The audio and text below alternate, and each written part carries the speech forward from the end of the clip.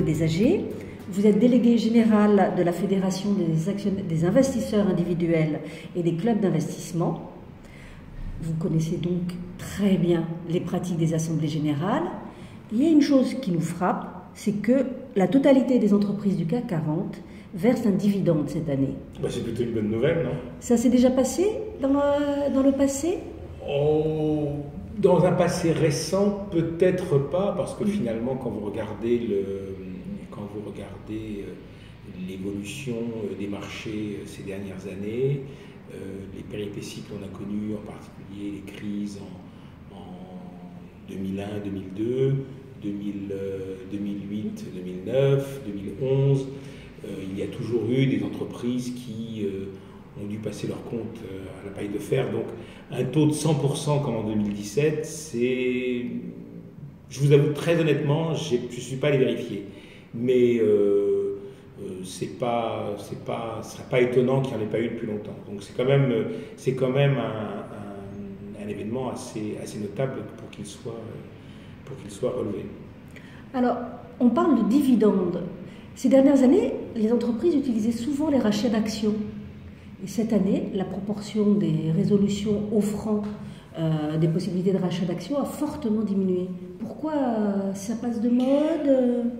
Disons que le système du rachat d'actions est moins populaire en Europe qu'en Amérique du Nord. Si vous regardez les statistiques sur l'indice Dow Jones, par exemple, enfin les sociétés qui composent l'indice Dow Jones ou le S&P 500, la part, dans ce qui est retourné aux actionnaires, la part du rachat d'actions est beaucoup plus significative qu'en Europe. Je crois que c'est peut-être culturel. Je pense que pour les actionnaires européens, et pas uniquement pour les individuels,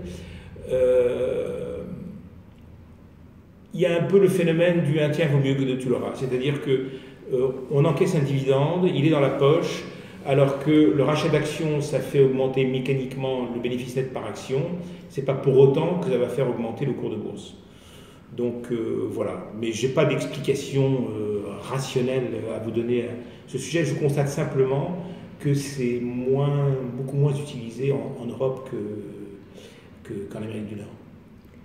Et sur les formes de dividendes, de versement de dividendes, on voit que les acomptes, les propositions d'acompte sur dividendes se sont multipliées aussi. Alors ça c'est différent, c'est-à-dire que effectivement si on compare les deux marchés, le marché nord-américain et le marché européen, l'acompte sur dividende est très fréquent en Amérique du Nord. Pour une raison simple, les sociétés publient des résultats, des comptes trimestriels, dans lesquels ils publient un bénéfice net par action trimestriel, et donc ils prévoient, en la très grande majorité, en tout cas celles qui versent un dividende, ils prévoient qu'à l'occasion de ces comptes trimestriels, ils versent un acompte sur dividende trimestriel.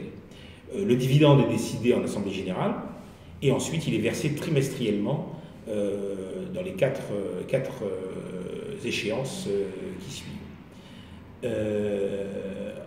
En Europe, c'est complètement différent. La grande tradition en Europe, c'est le dividende annuel. L'assemblée générale pour les pays ce qui est dans la très grande majorité, sauf peut-être au Royaume-Uni, les pays qui terminent leur année au 31 décembre tiennent leur assemblée générale quelque part entre avril et juin, voire juillet, et oui, même juin d'ailleurs, et puis décident du versement des dividendes au moment de cette assemblée générale, et le dividende est versé dans les 15 jours, 3 semaines qui suivent. Donc la pratique de l'acompte sur dividende, elle est beaucoup moins fréquente. Traditionnellement, en France, il y avait des sociétés comme Total ou Orange qui le faisaient, plus récemment EDF, mais ce n'était pas une pratique fréquente. En revanche, dans les modalités, on reste très différent du système nord-américain. Quand il y a un compte sur dividende, c'est un acompte qui est versé, donc il va être versé en novembre ou décembre, donc au bout de 6 mois après le premier versement, et ça ne concerne pas forcément la moitié du dividende total, ça peut être 40% ou 60%, il n'y a pas de règle Il n'y a pas de règle véritable. Je n'ai pas vraiment de statistiques pour les valeurs moyennes, mais ça commence à concerner un nombre relativement significatif de grandes valeurs. Mais quand je vous entends, je me demande, vous parlez comme si c'était les entreprises qui décidaient. Est-ce qu'il y a eu une demande des investisseurs, tout simplement? Je présume que oui, parce que, d'abord, c'est le conseil d'administration qui fixe l'ordre du jour de l'Assemblée générale. Donc, si cette résolution est proposée aux actionnaires, c'est parce que le conseil a quand même le sentiment que la probabilité pour que cette résolution soit adoptée, est largement adoptée, est bonne. Donc, est-ce qu'il y a une demande? Alors, moi, je me place d'un point de vue de l'actionnaire individuel. L'actionnaire individuel ne le demande pas particulièrement.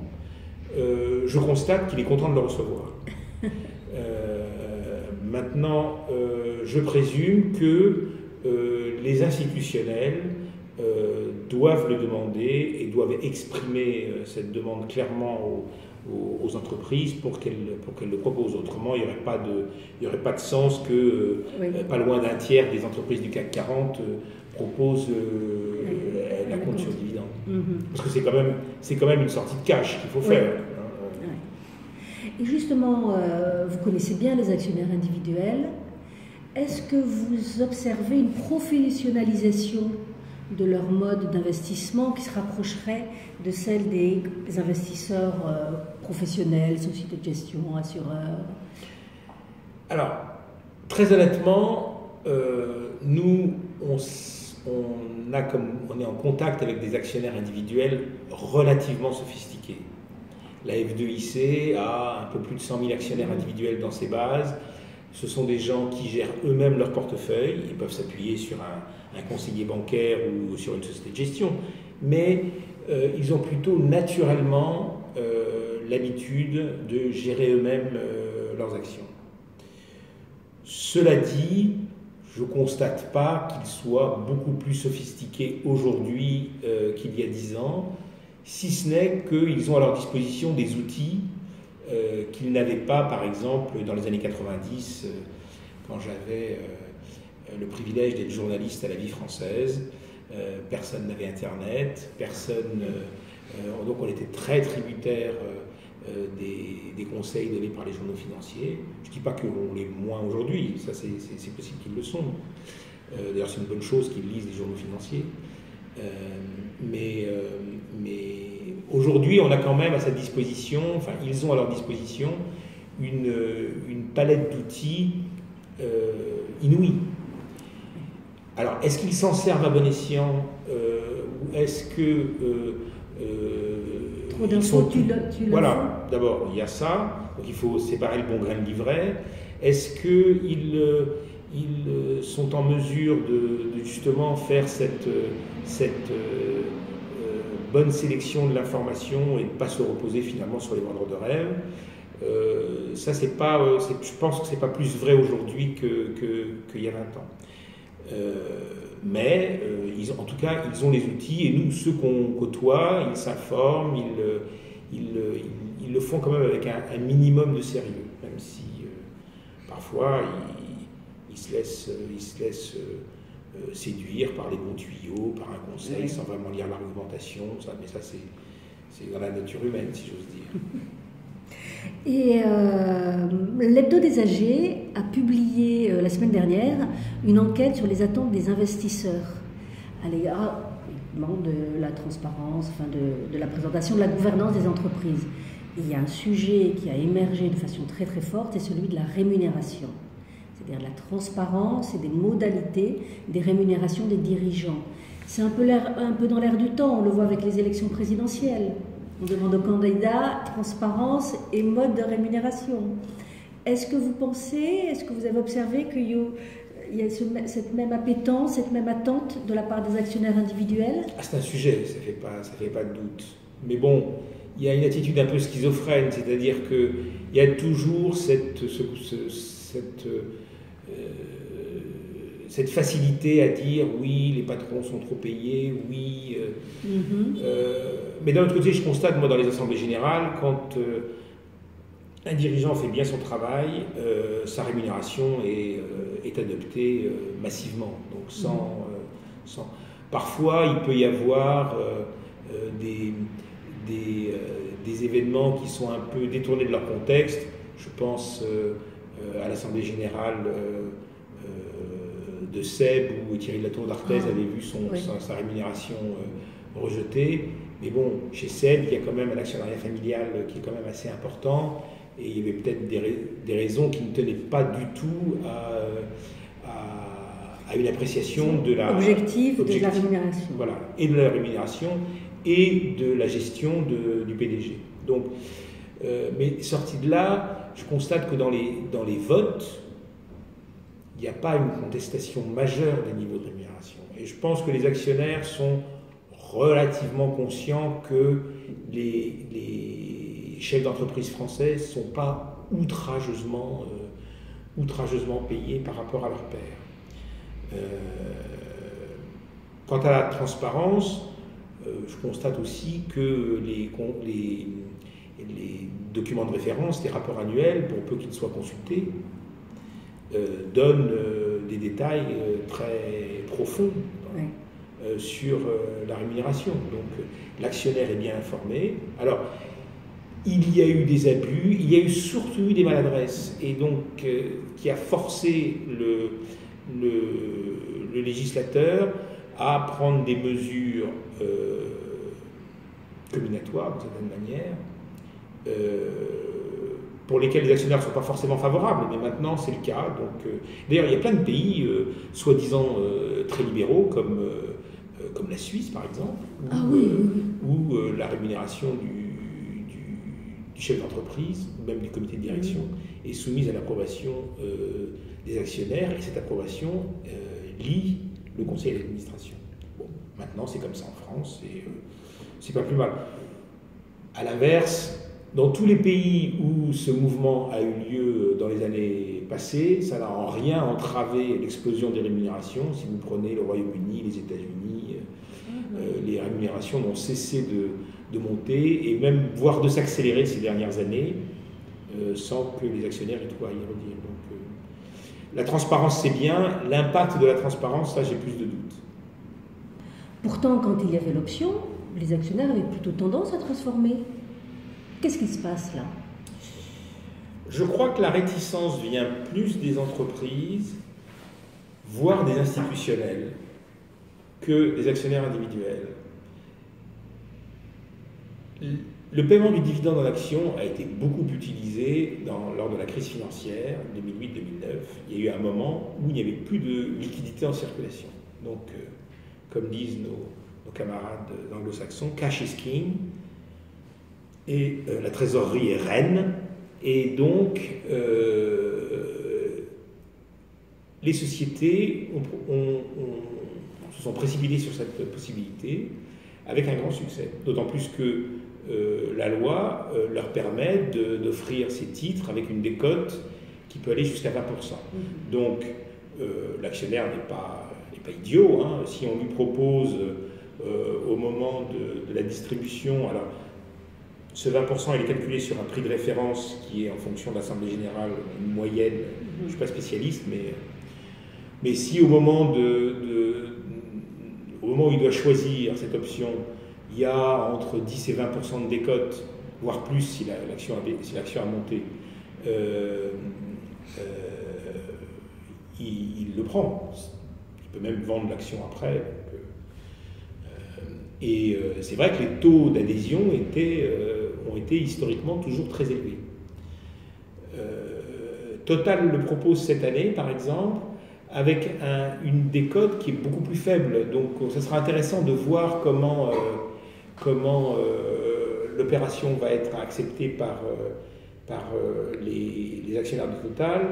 Je vous dis de mémoire, hein, je crois que ces derniers temps, l'action Total s'échange entre 46 et 47 euros, et le cours de référence et de 44, quelque chose comme ça. Je suis pas, je suis pas. On n'est pas à 20%. Voilà. Donc on n'est pas du tout à 20%, et dans les marchés très volatiles qu'on connaît aujourd'hui, 44, il peut être atteint demain. Donc là, c'est pas évident. Puis il y a aussi un autre phénomène. Quand il y a eu la crise financière en 2008-2009, les taux d'intérêt n'étaient pas ce qu'ils sont aujourd'hui.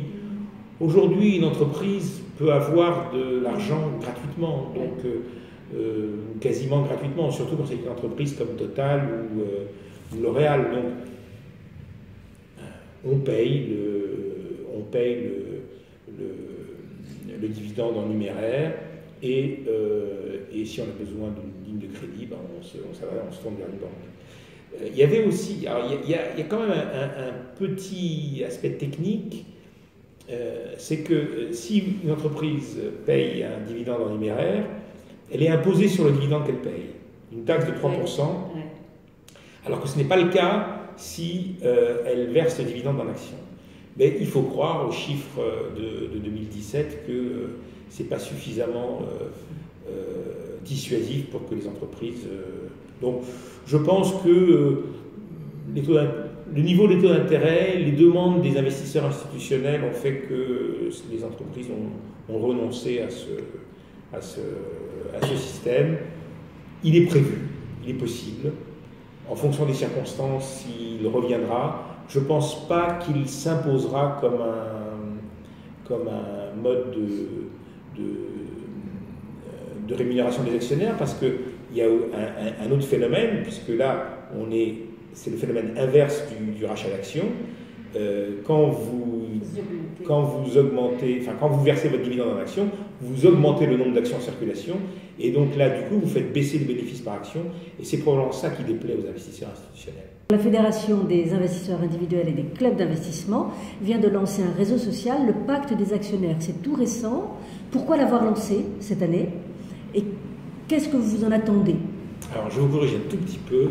Ce n'est pas le Pacte des actionnaires, c'est placedesactionnaires.com.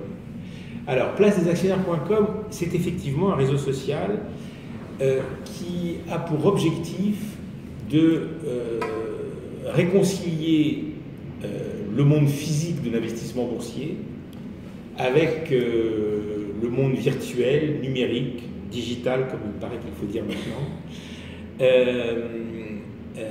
et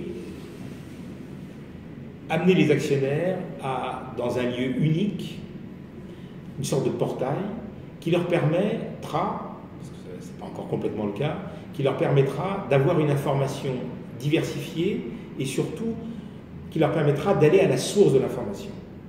Qu'est-ce qu'on constate dans beaucoup de cas? C'est que l'information, elle est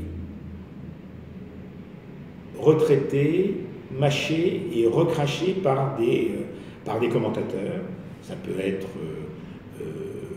Investir, ça peut être un magazine, Le Revenu, ou un organe de presse traditionnel, ça peut être une société de gestion, des analystes, enfin, il y a tout un tas d'informations qui circulent sur les entreprises, qui sont sur Internet. Il y a aussi beaucoup de commentaires. Donc notre objectif, ce n'est pas de supprimer les commentaires, ni même les commentaires des commentaires, mais c'est de dire, écoutez, sur placedesactionnaires.com, vous pourrez trouver la source de ces commentaires. Je vous prends un exemple.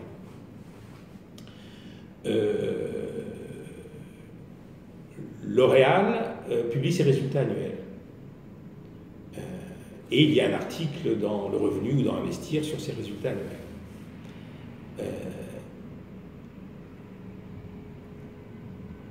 Un actionnaire, il peut aller sur le site de L'Oréal et